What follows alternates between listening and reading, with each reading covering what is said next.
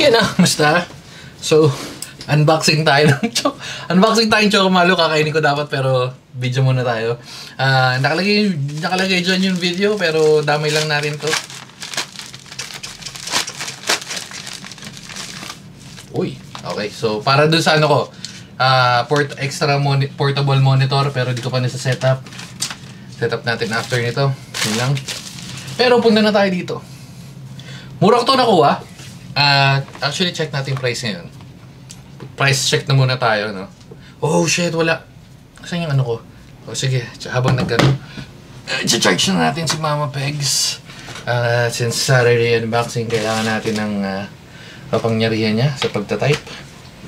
No? Di tayo naka-prepared ng onte, pero okay lang. Cut nyo na lang yung ano. Oh, okay. So yun na. Price check na tayo. Ang sinasabi ko, price check nito is ang presyo niya originally parang sa 2.7 something. Tingnan natin presyo ngayon. Uy, mura lang. Nagmura? 1.640. Pero alam ko na sa 2 something to, 2.7 to nung nakaraan eh. Pero yan, RX 75 Pro. Pero nakuha natin ng magandang deal natin. 1.499 na meron pang kasamang 60 watts talaga ba? Check natin, 1.499. Tapos ngayon 1.640. Sabi ko nga medyo maganda yung deal natin kasi nabili natin to nung payday yata, payday sale or 99, hindi ko matandaan. Pero yan. Okay.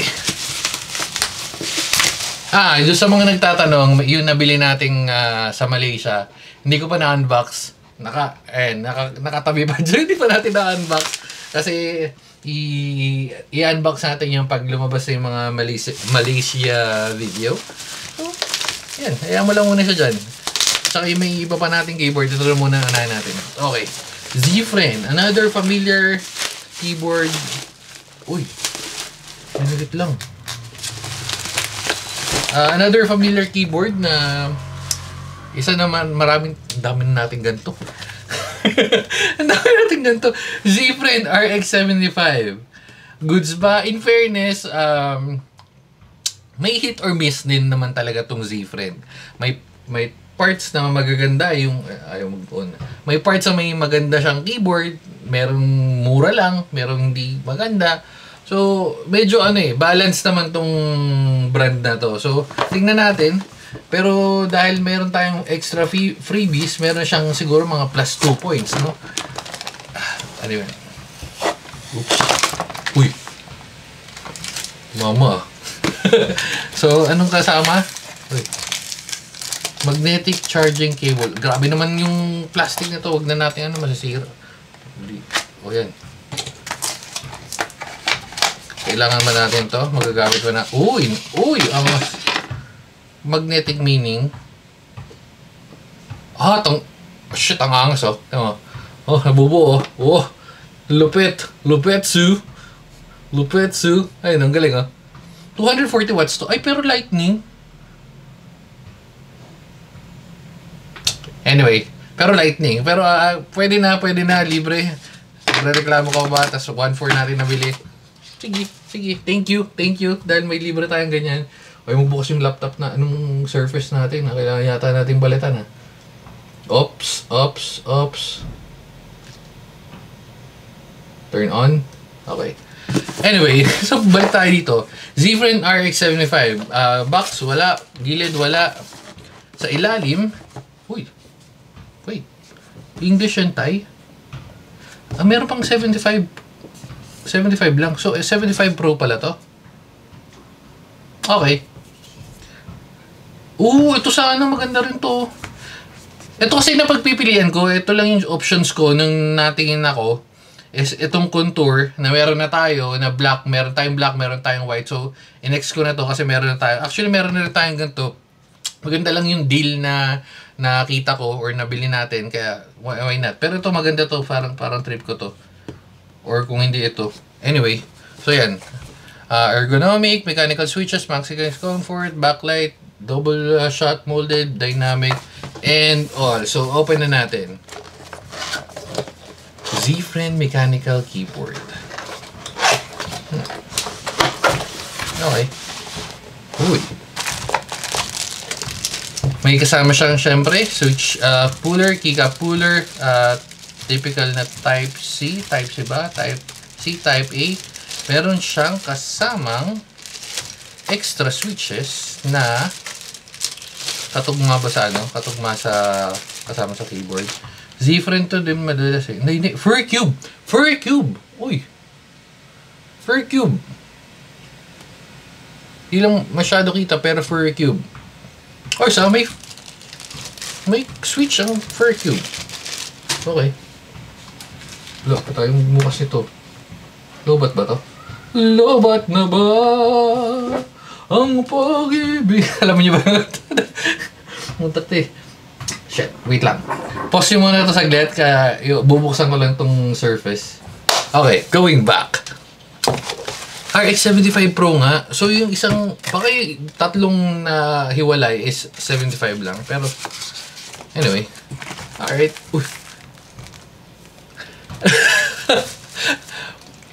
Hindi siya tinamad, pero tinipid. Ganito pa talaga to? Ay, nabukas na yung ano natin, pero sige. Hindi siya tinamad, pero tinipid. Tingnan yung plastic. Wait lang, naka-zoom na naman ba? Yung nakaraan, di ko napansin yung isang video ko, nakatutok. Kaya ang ano talaga angat. Dadating tayo dyan. Ayusin natin yung mga setup natin. Medyo busy lang. Pero, again, goods lang yun. Ayun o, itong plastic na to, medyo tinipid. Pero, feeling ko mas okay yung ganito. Kasi yung iba, may tupi. No? So, ewan ko, wala lang. Share ko lang. Feeling ko mas okay lang yung ganito. At least, nakakatipid ng onting plastic. Okay, so RX 75 Pro, ang kasama niyang manual. Ito yung mga hinahanap nyo. Ayan na yan.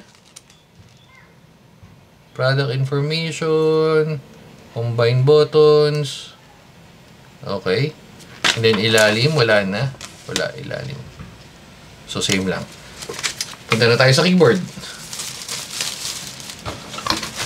Nice, nice, nice. Okay.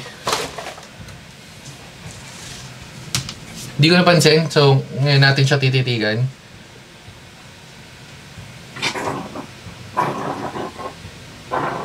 Malamang naririnig nyo, si Marga yun. Marga.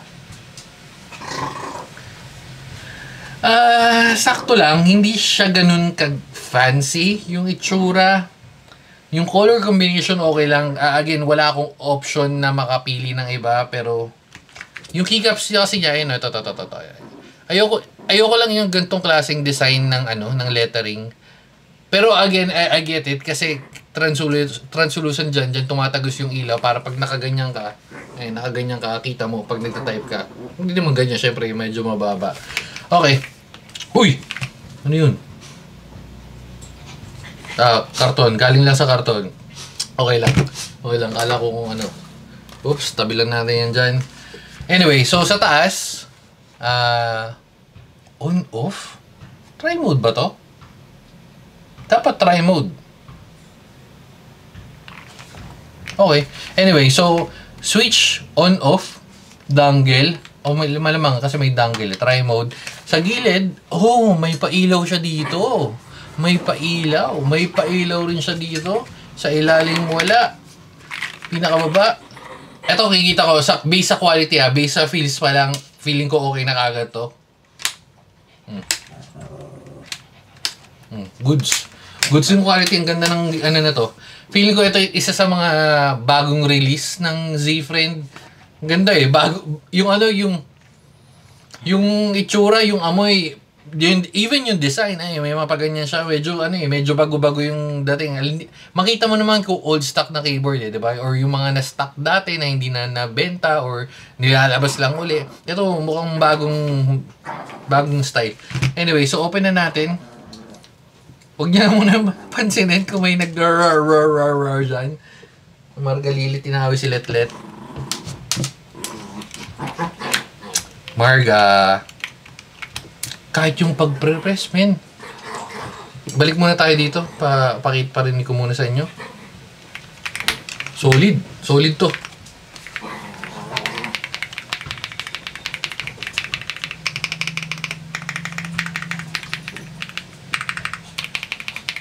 Pwede no, 1499. Medyo, may isa lang akong ramdam agad. Hindi ko masyado trip yung pagka-linear nito. Medyo mas makunat siya ng onte sa usual na ginagamit ko. But then again, if trip mo yung ganito, good sa'yo to. Pero again, yun kasama na sa keycaps or sa build na to, out of the box, medyo mas matigas ng onte. Ngayon. Anyway, okay, so punta na nga tayo. Unbox, tanggalin natin to. Check.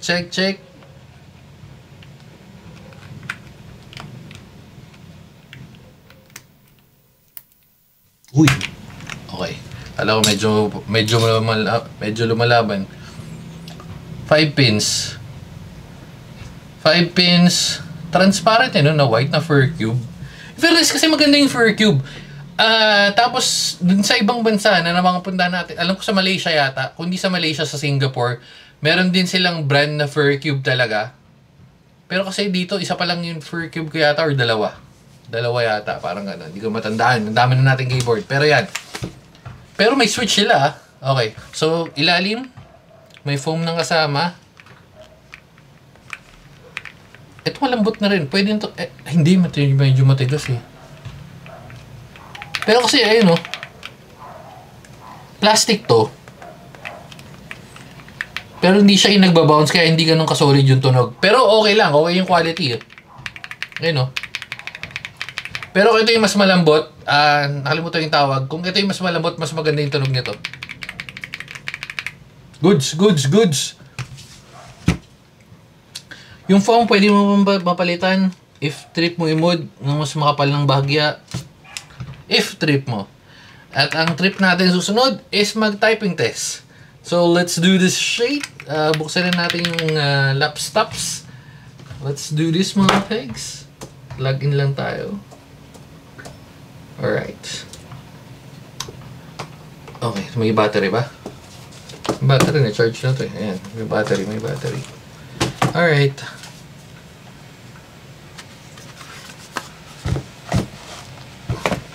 So, yung ating kable.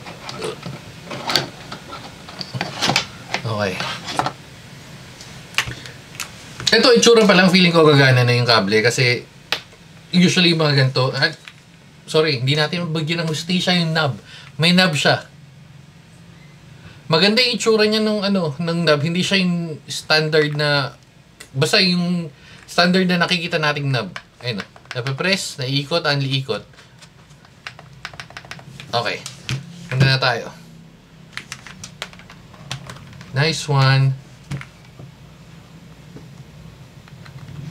Okay. And typing test. Malamang NKRO to. Kung hindi man, malalaman natin ngayon. Nakita nyo ba? Kita nyo, no? Pero maganda kasi yung pwesto ko eh. Oh, NKRO. Ano yung NKRO? Ito yung pwede ka mag-press ng sabay-sabay. Ayun, no? Okay. So, nakatesting naman natin NKRO. Yung ilaw. Gumawa na kasi ako ng video nun. Pero kasi minsan, syempre, may mga bagot pumapasok. So, paano yung pang-switch nito? Kadalasan ito, FN. Hindi yan, backspace. Ayun o. Lalaroin nyo lang. Kadalasan ito lang naman yan. Tapos ito. Depende kung bibili rin kayo maraming keyboard. Medyo nakakalito rin, in fairness. So, punta na tayo dito. Typing test na tayo. Humaba lang tayo. Game. Uy. Let's do this. G. Wait, sorry. Takat natin ng konti. Bye-bye.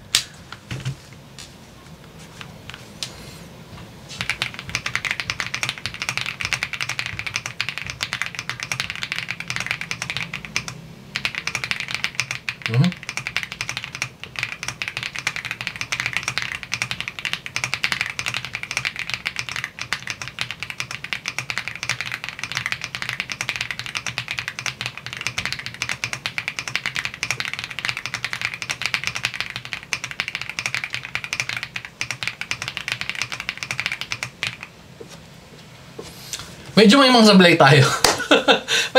sablay tayo. Pero kung papakinggan nyo, ang solid ng tunog, Again, yung sa sablay na yun, is sanay lang kasi ako ng mas magaang. Yung press ko, ito, alam ko naman yung issue. Kasi yung press kong yan, ito, pag yung mabilis, pag nagta-type, ayun no, sumusunod agad. Uy, ano itong lumalabas na to? Ayun, medyo tumatalon ako agad kasi sanay nga ako doon sa mas magaang. Again, preference lang naman.